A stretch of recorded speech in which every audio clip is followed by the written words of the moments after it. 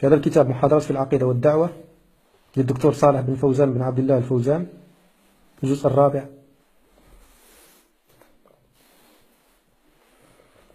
انظروا معي ماذا يقول.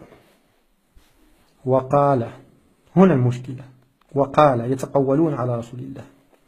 وقال صلى الله عليه وآله: إني تارك فيكم ما إن تمسكتم به لن تضلوا بعدي، كتاب الله وسنتي. وفي الحاشية يقول: رواه الترمذي. والآن لنذهب إلى الترمذي.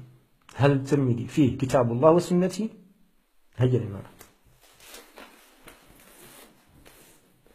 صحيح سنن الترمذي للألباني، مجلد الثالث،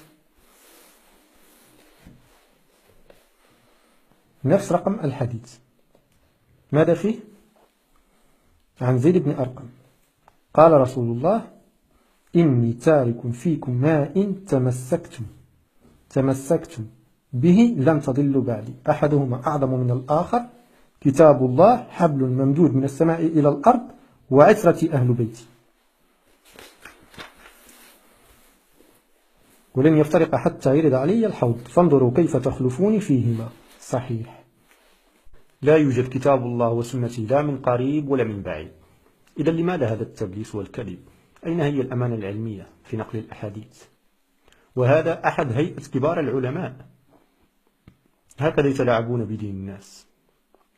هذا الشخص يا إما جاهل لم يراجع الكتب، يا إما مدلس يكذب على الناس هكذا، لأنه يعلم أنكم لن تبحثوا ولن تقرأوا. فللأسف أمة اقرأ ولا تقرأ.